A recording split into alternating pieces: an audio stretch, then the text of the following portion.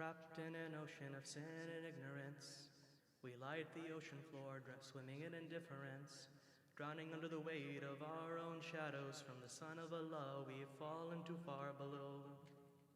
Smiles on our faces and torment in our souls, caught up in a world where we tried to seek control, forgetting what you taught us, slaves to desire. The waters of shaitan choke every fire, then Muharram comes. A light breaks through the window and suddenly we can breathe. Only obedient to Allah's will are we ever freed. Blood bleeding through the desert sands to the ocean floor, quenching our thirst though it could never cure yours. The darkness of our memory crumples against your light. We remember that dreadful day. We remember your fight. We remember your journey there. Though not your return, leaving our hearts to burn, leaving our hearts to yearn. Even on the ocean floor, we remember their names. Your family and companions, they've set us aflame. Tears like lighter fluid igniting our soaked hearts, knowing this pain is the legacy you must impart. Will this fire burn this ocean floor? Will it smoke cloud the skies? Will this earth shake down to its core? Will your mother hear our cries? Struggling to loosen the strings of wakefulness woven into a sheet of sleep. Struggling to escape the shadow of the cloud, the dream of a sleeper we weep each. Here you bestow upon us this tear-fueled fire. Will we make it last this time, or return to the chains of desire? Our hearts scream out in pain, like a child lost from its mother. Our souls scream out, oh Hussein, sister to sister and brother to brother, sedated by the dream of this world, locked into sleep. Ashura, our only moment of wakefulness from the deep. Freedom from the ocean floor, like a bird just granted wings, or like an angel who comes to your crib a visiting. And though we cry, you taught us not only to cry, and though for you we wish to die, you taught us not only how to die, but how to live. Your war against injustice is why we continue to send our salams, for you breathed Islam, you led Islam, you were Islam. Every day is Ashura and every land is Karbala. This is not a metaphor, it doesn't warrant mere mashallah. Every day there is injustice, in every land there is injustice. Whether in Arabia or America, the list is endless. We must ask ourselves, what does it mean to say, Labbaika ya Hussein? The drudges of this dunya, have we gone insane? Have we forgotten their pain is our pain? To the injustices of the world, have we become blind? Will we sacrifice our humanity for some peace of mind? Imam Hussein fell as a martyr, but his ideals still stand. Who will rise to the challenge? Who will reprimand the oppressors and the hypocrites who have the upper hand? Who will struggle? Who will sacrifice? Knowing not even every moment of their lives will suffice. Trying to kindle flaming empathy in our hearts of ice. Imam Hussein is dead. He is gone and we cannot return to Ashura and Karbala. Our duty remains the same, with or without Hussein, in service of Allah subhanahu wa ta'ala. And though our eyes may weep and our voices may scream and our hearts may bleed, we do not await our Imam. He is awaiting us to embody our creed. We say we fight against injustice, but will we rise for justice? We say we fight against oppressors, but will we rise for the oppressed? We say we fight against Yazid, but will we fight against the Yazids of today? We say we fight for Imam Hussein, but will we fight for our Imam today? Labbaika ya Hussein, labbaika ya Mahdi. We will never rest until this world is freed from the chains of bondage and tyranny. And though we're from the bottom of the sea, the ocean floor, it calls out to me. Among the depths of apathy, we are faced with a choice. For with this single voice, we must decide what's greater, our safety or our liberty. Salawat.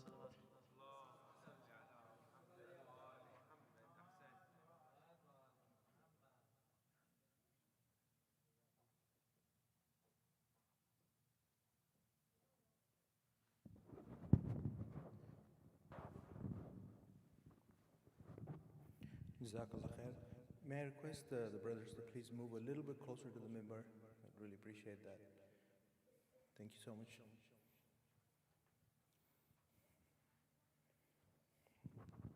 Just a few quick announcements. Inshallah, we'll try our best to have the Maulana on the mimbar at 7:45, start the majlis at 7:30 sharp. So please keep that in mind, especially the ones who are running late. or those who are like to appreciate if you can maintain the time. And also, if you guys can sign up for monthly donations, there's a kiosk right by the entrance. It's a fairly simple process. Through a credit card or a debit card, bank account, you can sign up for donations. It could be as little as $5 or anything that you want. It'll help us out a great deal. You can do it online on alghadir.org as well. And our main goal is to get $100 donations from 100 mu'mineen, and that will suffice us for all our programs through this time. So inshallah, or $50 from 200 mu'mineen will give us the same goal. And inshallah, please keep in mind that the parking lots, there is a lot of trash in the parking lots. So if you guys are drinking chai or anything, please take the cup with you. You can throw it at your house or at the designated bins, especially the parking lot next door. We are borrowing the parking lot from someone else, and we don't want them to feel in the morning that they have to come and clean up after us. They might not let us use their parking lot anymore. So please, if you see, even if it's not your cup, not your bowl, please pick it up. I'd really appreciate that. You'll get sawab for that. Thank you so much. I really appreciate all your help regarding this matter. And inshallah, we will get started with the speech. I would like to request Sayyid Bilal Rizvi to please come and take the pulpit. Recite a loud salawat for him.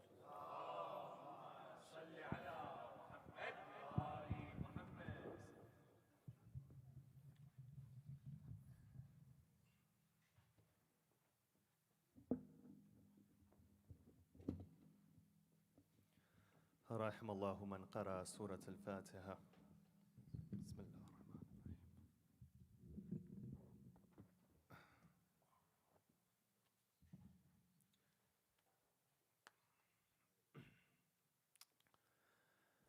أعوذ بالله من الشيطان الرجيم. بسم الله الرحمن الرحيم. الحمد لله رب العالمين، والحمد لله الذي هدانا لهذا وما كنا لنهتدي لولا أن هدانا الله، والصلاة والسلام على سيدنا ونبينا أبي القاسم محمد وعلى أهل بيته الطيبين الطاهرين المعصومين الصادقين، والذين ذهب الله عنهم الرجس وطهرهم تطهيرا.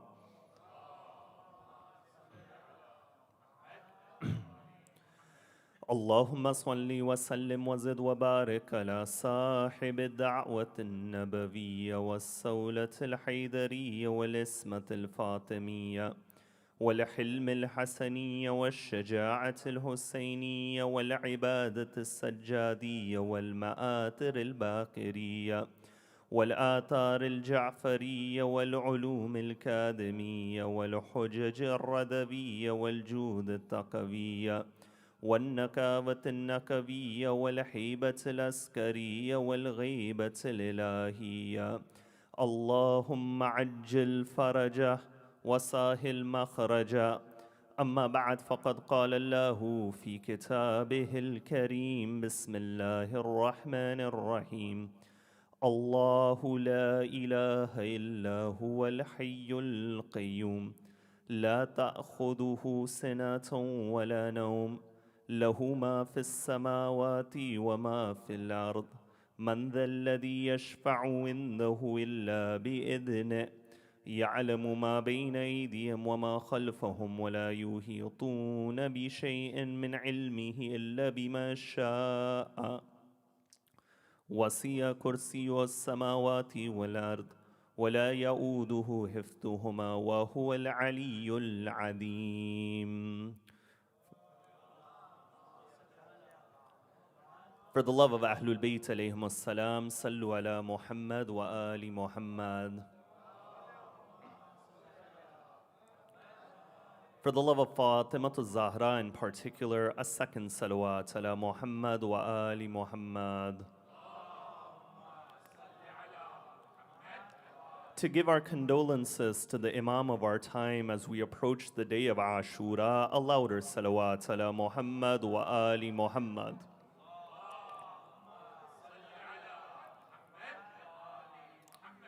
When one examines Ayatul Kursi, amongst the important points mentioned right at the beginning of this verse is the attribute of Allah being Al-Hayy or ever living, an attribute which leads to an important discussion.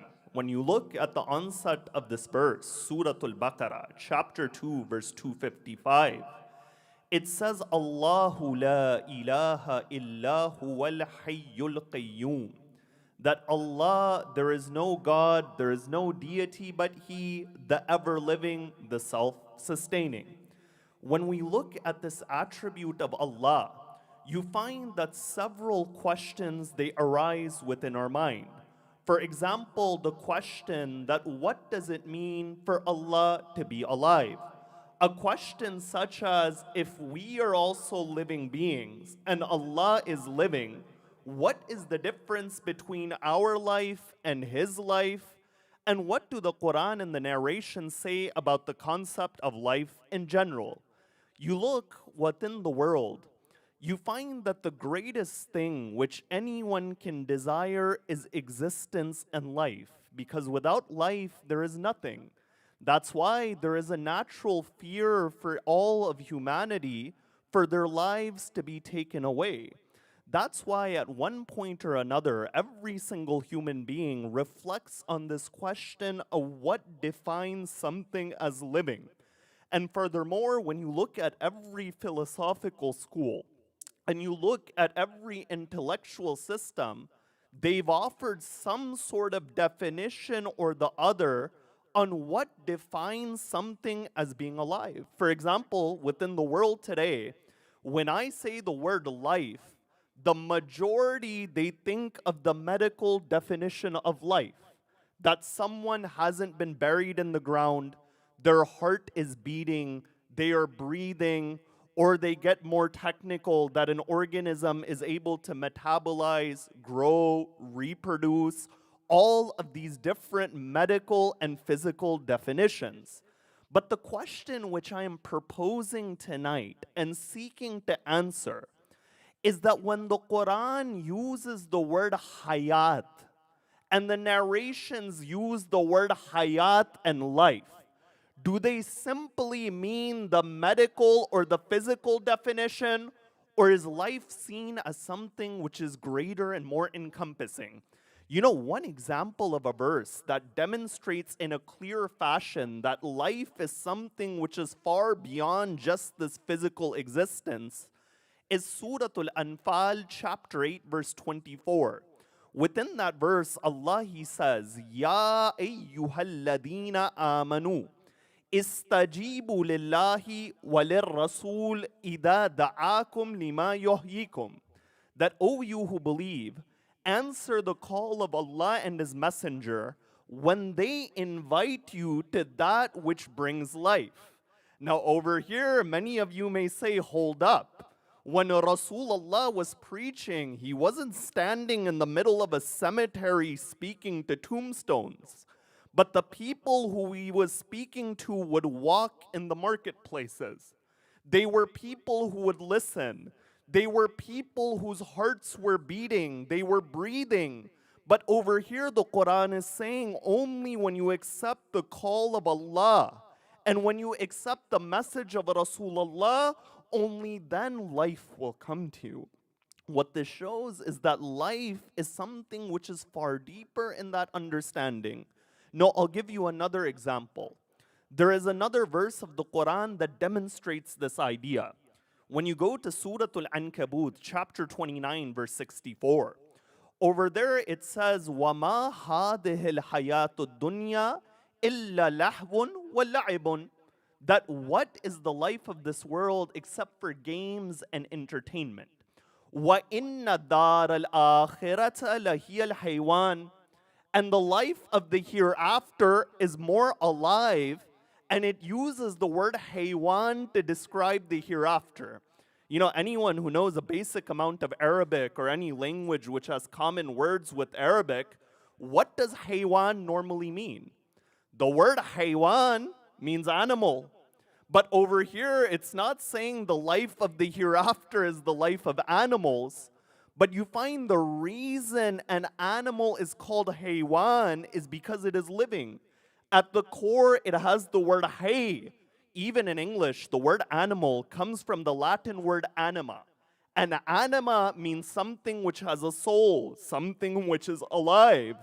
What this verse it says is that if you want to define life, the hereafter is a better definition of something being alive. Why? Because in the life of this world is an end. In that life, there is no end. In the life of this world, there is joy, but there is also pain.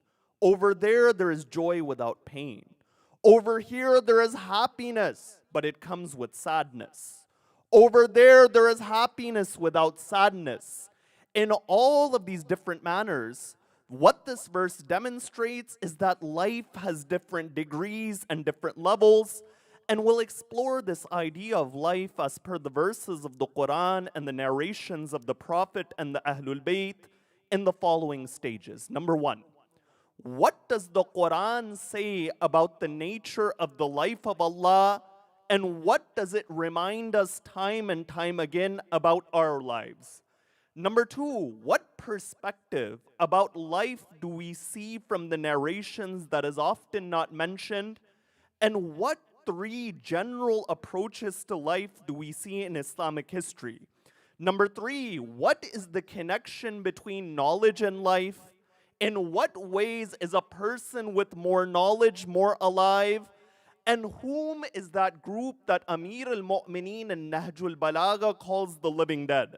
Number four, when Allah in the Quran says, do not say those who are killed in the way of Allah are dead, does this just mean that their names live on? Or does this mean that they have a special form of life? Number five, in what different ways is the word martyr used within the Quran, the word shaheed, which means witness? And number six, in what ways do we see that the life of the martyrs of Karbala is something which continues despite them being killed in the 61st year after Hijrah? Now, when we began this discussion yesterday about Ayatul Kursi, a point which I had mentioned is that in terms of being a miracle, every verse of the Quran is a miracle. And in terms of obedience, every verse of the Quran should be followed. But there are certain verses whose content makes them higher. It makes them greater. For example, when a verse says pray, aqimus salat, this is a ruling that, oh human beings, you have to pray. But a person can't pray unless they believe in Allah, until they understand Allah. So the greatness of Ayatul Kursi is that it allows us to understand Allah in a unique manner. Yesterday, how many schools of thought did I mention are refuted by this one verse? That atheism, deism, agnosticism, dualism, polytheism, Christianity, Judaism, amongst others, all of them are refuted by Ayatul Kursi. And amongst the descriptions of Allah, which are given by Ayatul Kursi, is the description of Allah being al-Hayy, or ever living. When you look at the Quran mentions us as being alive as well. Oftentimes, you'll use the same word for many different people, but there's a vast difference when you use the word light. You recognize there is a big difference between the light of the sun and a light bulb. The Quran is showing that, oh human beings, even though you are alive, the defining feature of your life is mortality. The defining feature of your life within this world is that it is something which is limited. For example, when you look in Surah Al-Baqarah, chapter 2, verse 28, over there Allah says, "Takfuruna billah?" That do you disbelieve in Allah? Kuntum amwata, that you were dead. فَأَحْيَاكُمْ, and then He gave you life. ثُمَّ يُمِيتُكُمْ, then He'll give you death. ثُمَّ يُحْيِيكُمْ, then he'll bring you back to life. ثُمَّ إِلَيْهِ تُرْجَعُونَ. In other words, you were nothing, he gave you life. Then you will die, and then he'll bring you back to life again. The Quran, it shows that there is a limitation in the human being. In the verse from Surah Al-Anbiya, verse 5, كُلُّ نَفْسٍ ذَائِقَةُ الْمَوْتِ, that every soul shall taste death. You know, when we realize this facet, that life is limited, you find to make the most of the opportunities that we're given is something which is vital. You know, when you look at many of the classical works of tafsir, in the commentary of Surah Al-Asr, they mention an incident. You know, Surah Al-Asr, it says, وَالْأَسْرِ إِنَّ الْإِنسَانَ لَفِي خُسْرٍ, that by time, mankind is at loss. One of the scholars, he says, that I understood this chapter in the marketplace. They say, what do you mean? You understood this chapter in the marketplace? He says, one day, I saw that there was a man who was selling ice. And when he was selling ice, he was saying that have mercy on the one whose capital is melting away. He says, at that moment, I realized that is us, the human being. That we think our greatest asset is X, it is this, it is that. But you find time is that asset which is always moving away from a human being. That's why any opportunity which comes, such as these majalis, is a gift from Allah. You know, in these nights, you're going to see many people that you don't see year-round. And oftentimes when they come, you look at them that, look, this person is coming to the majlis. This individual who year-round is doing God knows what, he is coming. But instead of that angle, welcome that individual. Because that person has come to the majlis of Hussein. Even if that person is standing outside, he's not standing outside a nightclub. He's standing outside the majlis of Aba Abdullah. And the barakat and the power of the majlis of Hussein is that even if you are in the vicinity, the majlis of Hussein can impact you. So you find these opportunities are given. You know, when you look at many of the companions of Ahlul Bayt, they were not always religious people. They were not always people who grew up in religious households. I remember there was an individual by the name of Jundub ibn Junada. Jundub belonged to a tribe of thieves that whenever there would be caravans in the desert, they would go, they would rob those caravans. And that tribe would worship idols. One day, Jundub, he notices that his tribe places food in front of the idol. An animal, it comes, it eats the food, and it goes away. Jundub begins to think that this idol can't stop an animal from taking its food. How is this idol meant to help me? He says, that day I stopped the worship of idols. And a number of years later, I heard that there is a prophet in Mecca. So what he does is he goes to Mecca and he sits in front of the Kaaba. Rasulullah, he doesn't see him. But whom he does see is a young man. That man, he comes and he says, "O individual, come into my house." He stays in the house of that man. After that, this individual, Jundub, once again, he sits in front of the Kaaba. That same young man comes at night, he says, "Stay in my house again." And he says, "Oh man, I've been watching you for 2 days. For 2 days you are sitting in front of the Kaaba. What is it that you're doing?" He replies by saying that I want to see the messenger of Allah.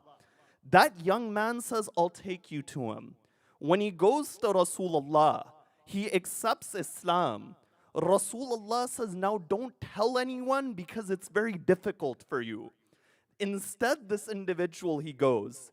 He stands in front of the Kaaba and he says, "Ashhadu an la ilaha illallah," until he's attacked by the kuffar of Makkah. You know who that individual was?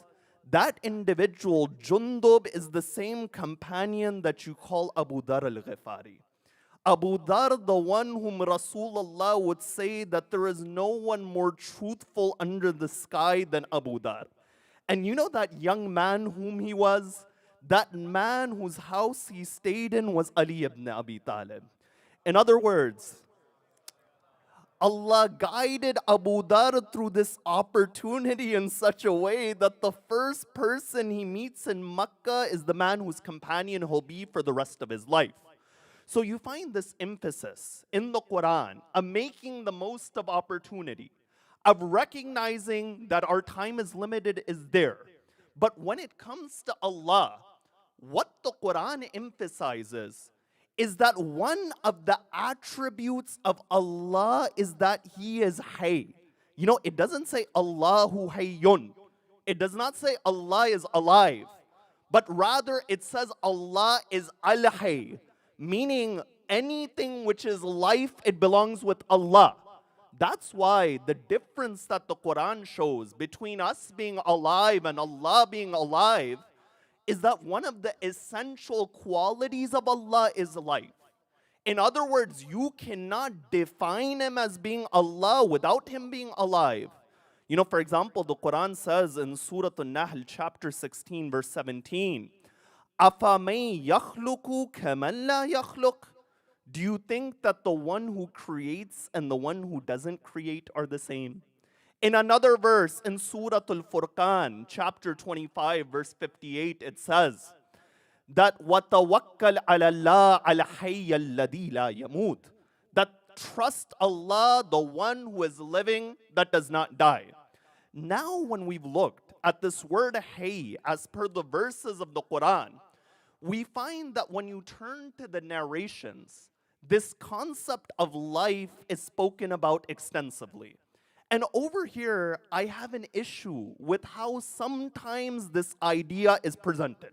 You know, the issue is this, is that oftentimes people, when they present life, they'll present it as something which is negative. For example, they'll only quote one set of verses.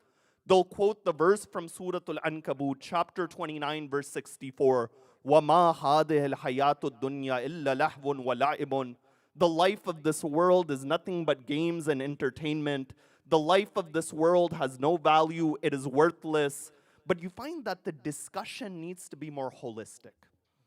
Because when you look at the narrations and the verses of the Quran, they present a picture when it's viewed together. You know, even this ayat, which says the life of this world is games and entertainment, it is speaking in comparison to the hereafter. It is speaking about a particular aspect of the life of this world, one of materialism, one of lowliness. Otherwise, there's many narrations that praise the dunya. Now, you may think narrations that praise the world. There is a narration of Amir al-Mu'mineen that says, Ad-dunya mazra'atul akhirah, that this world is the cultivating ground of the hereafter. One narration. Another narration, it says, Ad-dunya daru sidkin liman sadaqaha, that this world is truthful to the one who is true with it. وَدَارُ عَافِيَةٍ لِمَنْ فَهِمَ عَنْهَا, and it is a place of safety for the one who understands it. وَدَارُ غِنًى لِمَنْ تَزَوَّدَ مِنْهَا, and it is a place of plentifulness for the one who takes from it. مَسْجِدُ أَنْبِيَاءِ اللَّهِ, this world is the mosque or the prostration place of the prophets of Allah. وَمَحْبَةُ وَحْيِهِ, and upon this world the revelation of Allah comes. وَمُصَلَّ مَلَائِكَتِهِ, and over here the angels, they send their blessings. وَمَتْجَرُ أَوْلِيَائِهِ, and then this narration, it says something interesting. It says that this world is the marketplace of the awliya of Allah. Now, what does it mean that this world is the market of the awliya of Allah? يَكْسِبُونَ فِيهَا الرَّحْمَةِ, that which they acquire in this world is the rahmah of Allah. وَيَرْحَبُونَ فِيهَا الْجَنَّةِ, and that profit which they make in their trade is paradise and Jannah. فَذَلَّذِي يَدُمُّهَا, then why do you blame this world? You see, these set of narrations is presenting a different aspect about this world. It's showing that this world is an opportunity. You know, one day a guy, he comes to Imam Ja'far al-Sadiq, salawatullahi wa salamu alayhi. And he says, Sa'imat ad-dunya wa atamanna ala Allah al-maut. You know what he says? He says, "O Imam as-Sadiq, I'm tired of this world, I want to die." The reply that the Imam gives to him is he says, "O man, you say that you desire death, tamannul hayat. Don't desire death, but rather desire life. And desire life so you can obey Allah and not disobey Him. Because if you were to die, you are not able to obey or disobey, you're not able to act. But when you are alive, you are able to act in the method and in the path of Allah." So you find in this manner, this approach over here presents things in a more holistic manner. And that's why when you look at Islamic history, you find that when it came to approaching life, there were three different groups. The first group are those who renounce this world. There were many companions in the time of Rasulullah and in the time of the Imams, because there were difficulties politically, economically, one of the ways is they tried to escape. So what they would do is that they would go and they would live a life in seclusion. But you find that Ahlul Bayt would condemn that. You know, one day there was an individual by the name of Umar ibn Muslim. Imam as-Sadiq notices that he's not in the marketplace. So he says, "Where is Umar ibn Muslim?" They say that he has become muttaqi, that he has become pious. They say, "What do you mean he's become pious?" They say that he read the ayat of the Quran, وَمَن يَتَّقِ اللَّهَ يَجْعَلْ لَهُ مَخْرَجًا, that whoever is God conscious, Allah will create a way from them, and after that, he doesn't leave his home. Imam as-Sadiq says, this verse is for those who struggle in the way of Allah. And this same thing happened in the time period of Rasulullah. So you find this approach of isolationism is something which Ahlul Bayt condemned, and it's something which the Quran condemns. You know, there is a verse of the Quran, Surah Al-Qasas, chapter 28, verse 77. Over there it says that, "O mankind, وَابْتَغِي مَا آتَاكَ اللَّهُ الدَّارَ الْآخِرَةِ," that go and seek the hereafter, that what Allah is giving you of the hereafter, go and seek it. وَلَا تَنْسَ نَصِيبَكَ مِنَ الدُّنْيَا, but at the same time, do not forget your share of this world. You know, the Islamic system is an integrated system. That's why Ahlul Bayt have narrations on governance. They have narrations on finance. They have narrations on medicine. They have narrations on a wide area of things because it's an integrated system. So you find one extreme in Islamic history when it came to approaching life is the idea of denouncing the world. The second approach was to become absorbed in the world. You know, after the Islamic conquest, there was a vast amount of wealth that began to come in the Muslim lands. And individuals who were nobody or individuals who were condemned, all of a sudden you find that they were given a prominent position. You know, when you look in the time of the third caliph, there were a number of individuals out of nepotism who were given large amounts of wealth. For example, Zubayr is given 600,000 dinar from the wealth of the Muslims. He builds houses in Medina, in Basra, in Kufa, in Egypt. But what's more shocking is some of those people who were benefiting were people who were condemned by Rasulullah. You know the name of Al-Hakam ibn al-As. Al-Hakam ibn As was an individual who would stay in Medina and he would tell the plans of Rasulullah to the kuffar of Makkah. And when Rasulullah finds out, he curses Hakam and he exiles him from Medina. He says that you are not allowed to be in the same city as me, go and live in Taif. This same Hakam ibn As, a number of years later in the time of the third caliph, all of a sudden he is given 300,000 dinar and he's welcomed back into the Muslim land.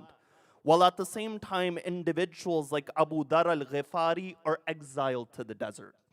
An individual like Ammar ibn Yasir is beaten up in the street. An individual like Abdullah ibn Mas'ud. You know what happened to Abdullah ibn Mas'ud? Abdullah ibn Masud is one of the reciters of the Quran. It's stated that Abdullah ibn Masud, he goes to the third caliph. And when he goes over there, his guards, because he was speaking out against him, they drag Abdullah ibn Masud across the ground to the point that the front teeth of Abdullah ibn Masud had become broken. So you find it is to this extent the second approach became absorbed within the world. When you find that the verses of the Quran emphasize that life is limited, it is to remind us of these realities and these rights of others. So you find the second approach is absorption. The first approach was to denounce the world, and the third approach was that of balance, that of the Quran, that of Ahlul Bayt alayhimus salam. Now as we further this discussion, now that we've examined the concept of life in the Quran, and we've examined the narrations which speak about life, we've come to this understanding that life has different levels, and naturally not everyone is at the same level of life. You know, one of those qualities spiritually that the Quran shows that builds life in a person is ilm and knowledge. You know, one of the reasons that the Quran in chapter 29 verse 64, it says, وَإِنَّ الدَّارَ الْآخِرَةَ لَهِيَ الْحَيْوَانِ, that the abode of the hereafter is more alive, is because in the hereafter you find that truths are unveiled to people. Things that they didn't know, they didn't understand, are unveiled to them. Allah says in Surah Qaf, the 50th chapter of the Quran, that لَقَدْ كُنْتَ فِي غَفْلَةٍ مِّنْ هَذَا, that before this day of judgment, you were in heedlessness.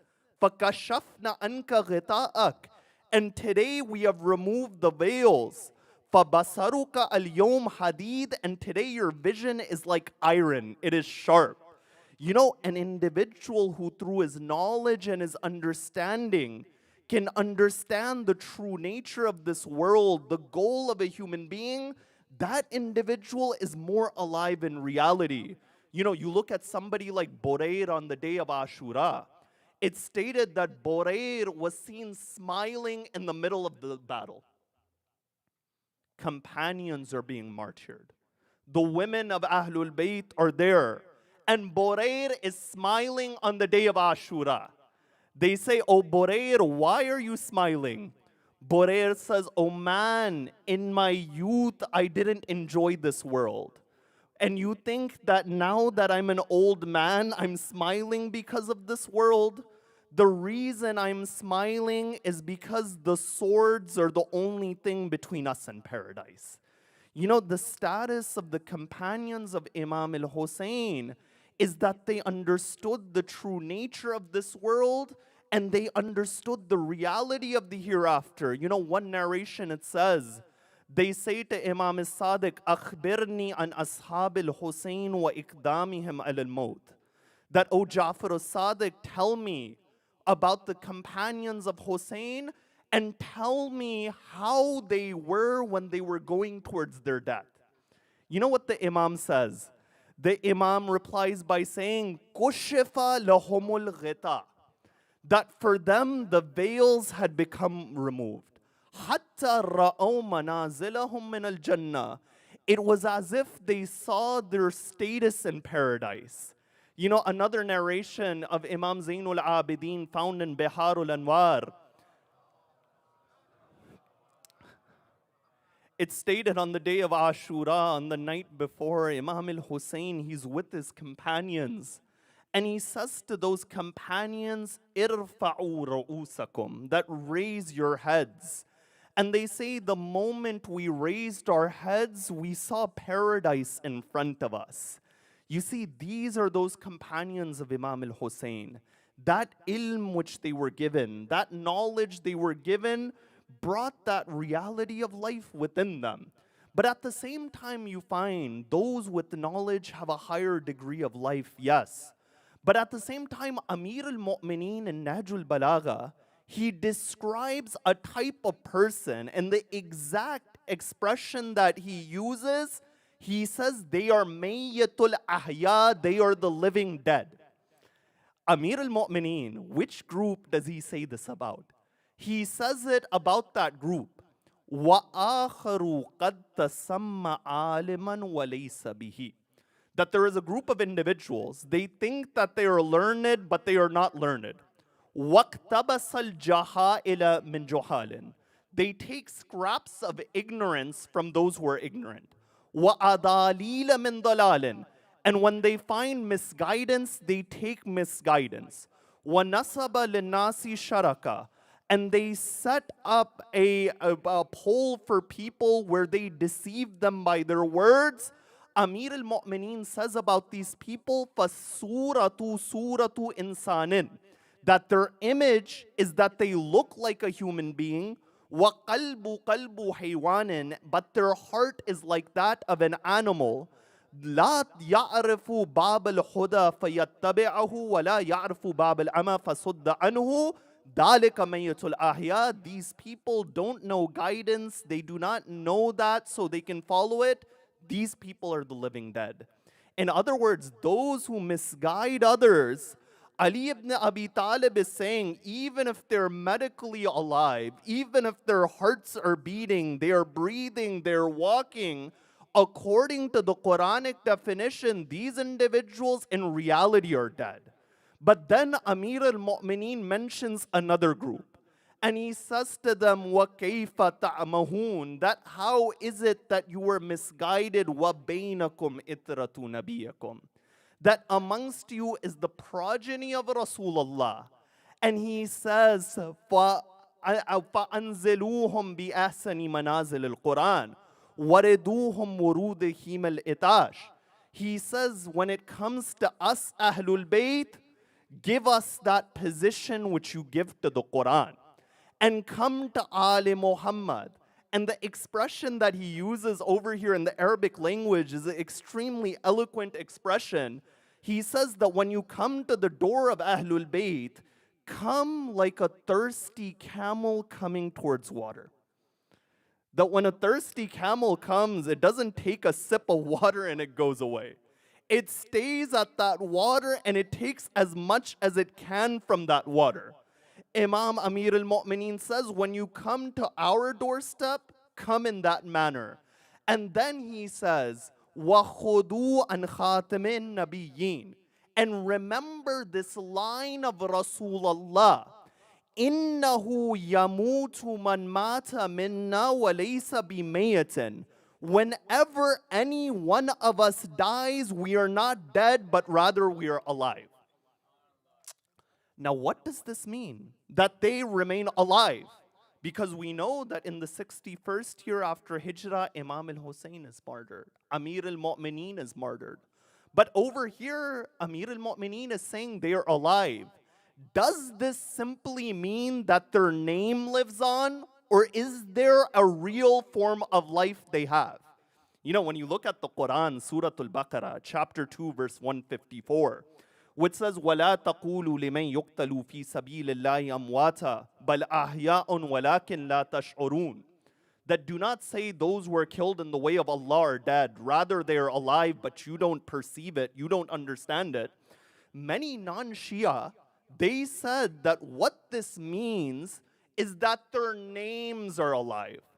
It doesn't mean that it is a real form of life.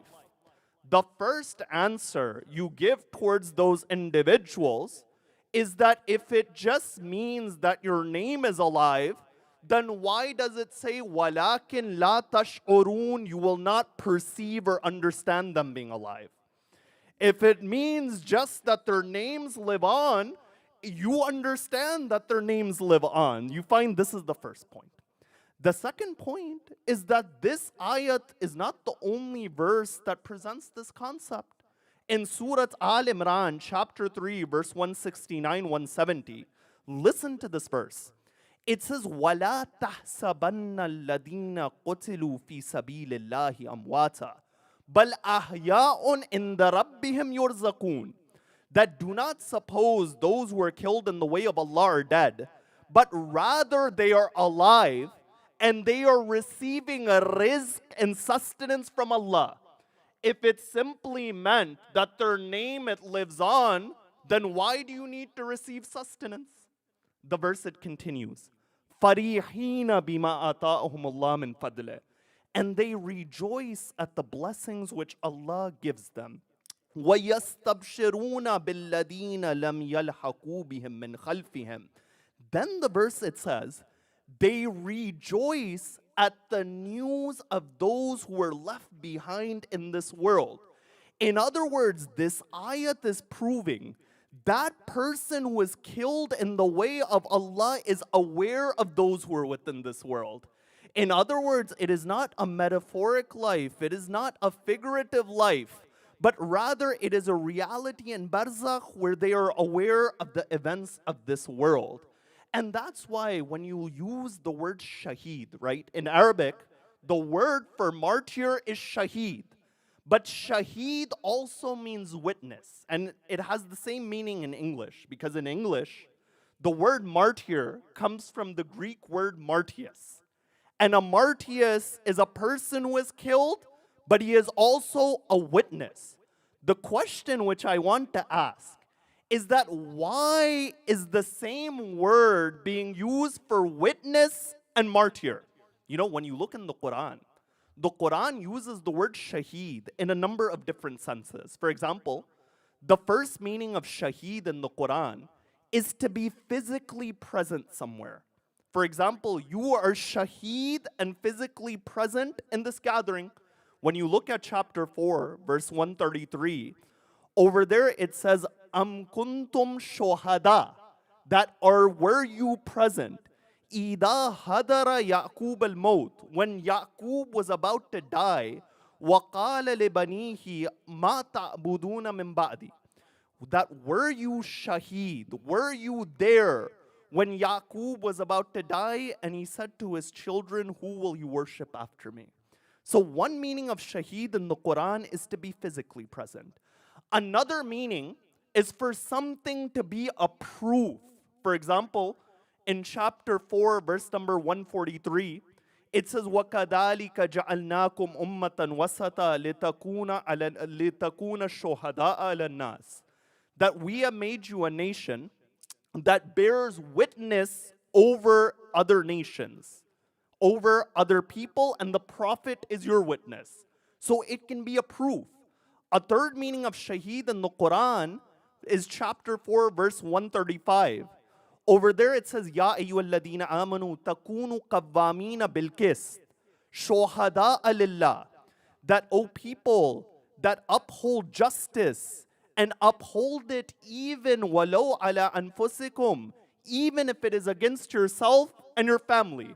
So what do we see as common in all of these different usages, whether it's a testimony, whether it's being physically present? The idea which is common is awareness. That's why a person who witnesses an event is a shaheed, but a martyr's awareness as such is that he saw the truth and he gave the ultimate sacrifice for the truth.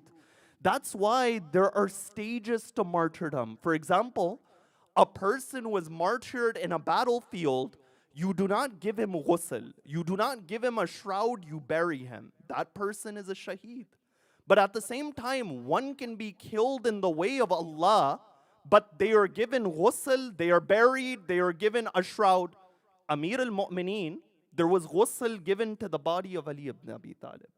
There was a kafan given to the body of Amir al-Mu'mineen. He didn't die in the battlefield, but we still say the Imam is shaheed.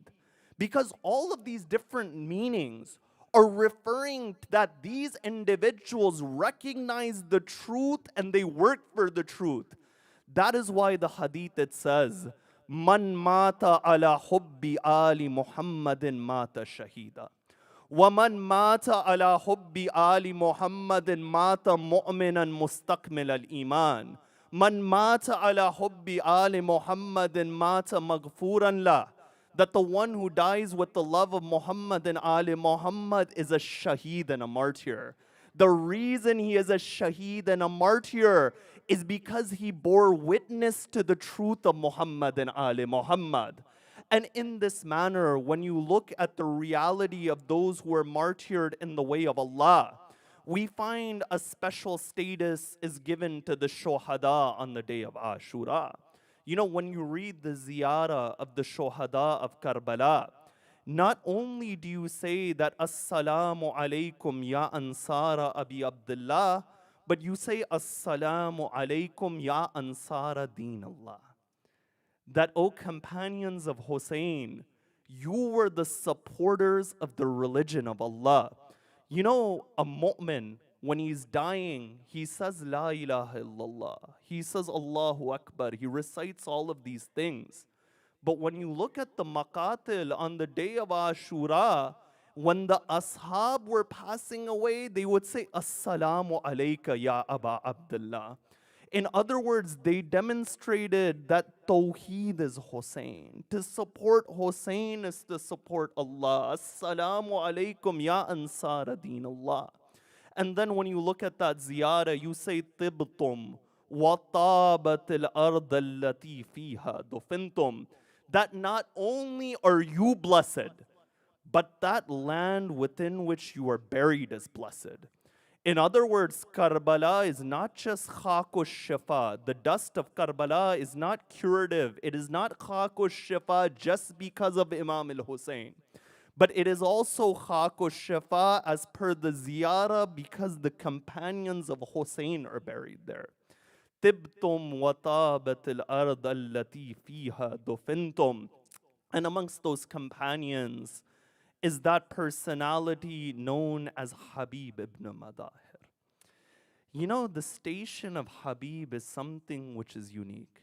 And each of you recognizes it. The moment you go to Karbala and you enter the shrine, on one side you see all of the companions, and on the other side you see that Habib is buried by himself.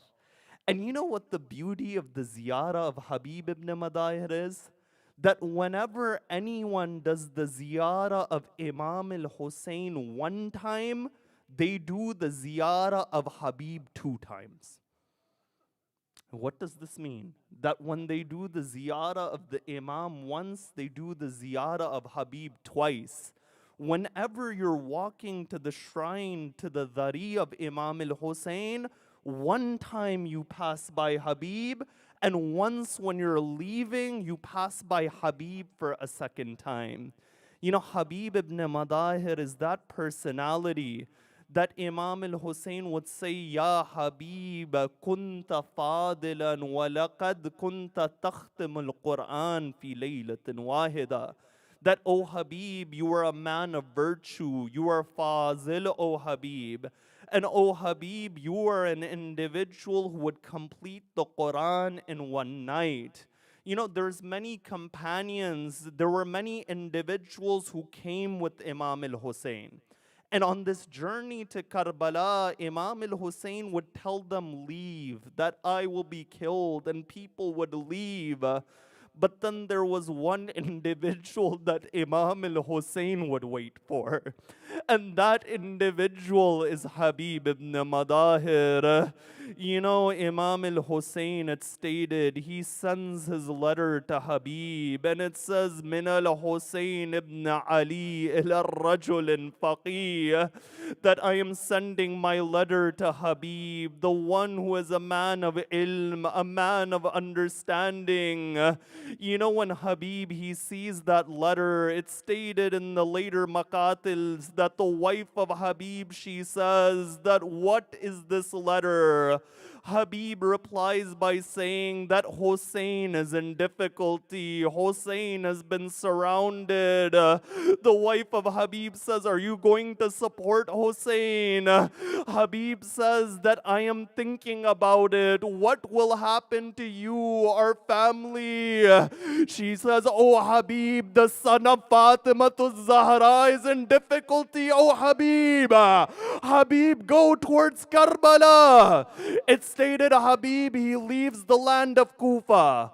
Habibi reaches Karbala, and as Habib is approaching the tents of Ahlul Bayt, the moment the companions, they see Habib is coming, they begin to say, Allahu Akbar, Allahu Akbar.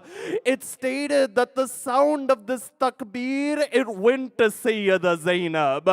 Sayyida Zainab says, oh Fizza, find out what has happened. Fizza, she comes, she says, oh Zainab, Habib has come, Zainab. Sayyida Zainab says, give my salam to Habib.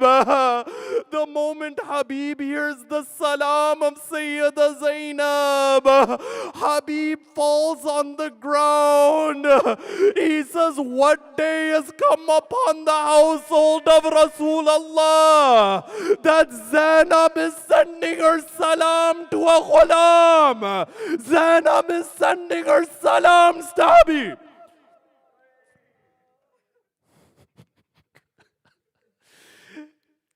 You know, on the night of Shab-e Ashur, Sayyida Zainab, as she was speaking to Imam al-Hussein, she said that, oh my brother, have you tested your companions? Do you know if these companions are loyal? It's stated in the Maqtal that Habib overheard this conversation.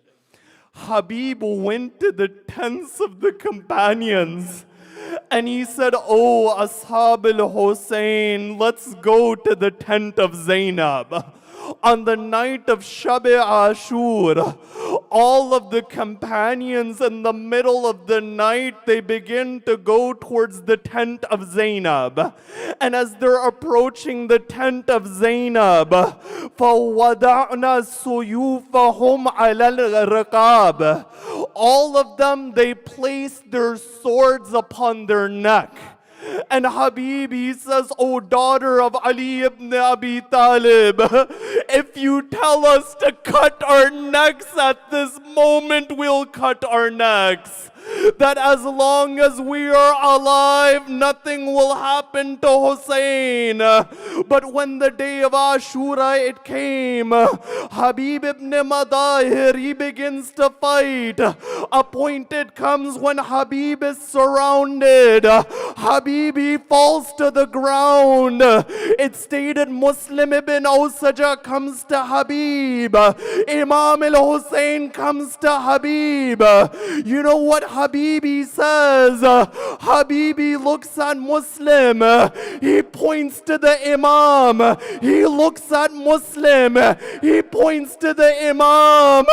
He says, Osika bihada, that my only wasiyah is to Hussein, that don't let anything happen to Hussein. But I say, oh Habib, a point will come on the day of Ashura when Hussein will be alone.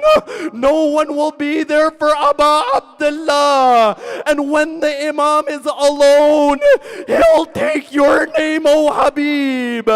He'll say, Ya Habib ibn Madahir, Ya Muslim ibn al-Awsaja, Ya Zuhair ibn al-Qain, that, O Habib, O Muslim, O Zuhair, O fighters, where are you to help Hussein?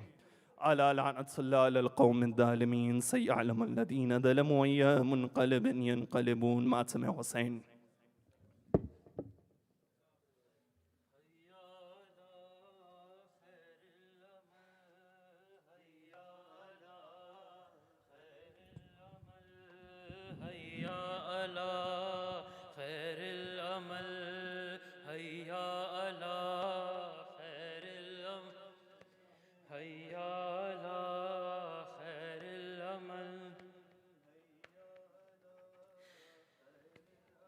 ये ख़त्म शाह ने लिखा हबीब आ जाओ, ये ख़त्म शाह ने लिखा हबीब आ जाओ, ये ख़त्म शाह ने लिखा हबीब आ जाओ, तुम्हारा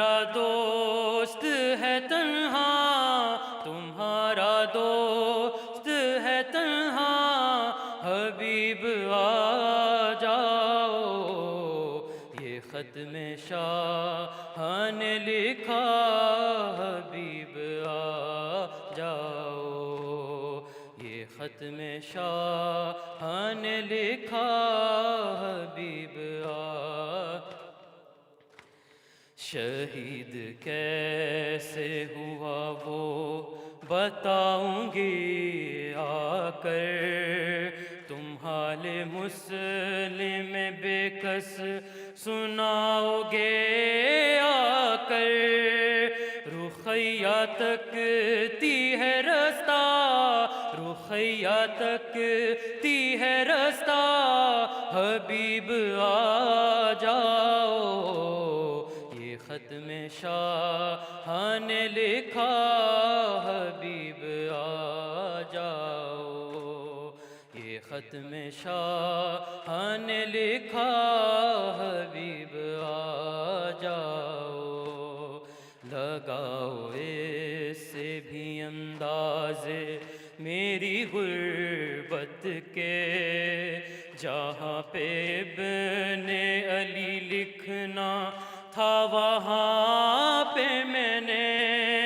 دیا ہے ماں کا حوالہ، دیا ہے ماں کا حوالہ، حبیب آ جاؤ، یہ خط میں شاہ نے لکھا حبیب آ جاؤ، یہ خط میں شاہ نے لکھا حبیب آ جاؤ، بتا رہا تھا اسے کوئی بھی نہیں ہے میرا، تو بولی ثانی زہرا حبیب آئے گا، ہے اس کو تم پہ بھروسہ، ہے اس کو تم پہ بھروسہ، حبیب آ جاؤ، یہ خط میں شاہ نے لکھا حبیب آ جاؤ، یہ خط میں شاہ نے لکھا حبیب آ جاؤ، گوارا کر نہیں سکتی حسین کی غیرت، تمہاری زوجہ کی چادر کو لوٹ لے امت، تم اس کو چھوڑ کے کوفہ، تم اس کو چھوڑ کے کوفہ، حبیب آ جاؤ، یہ خط میں شاہ نے لکھا حبیب آ جاؤ، یہ خط میں شاہ نے لکھا حبیب آ جاؤ۔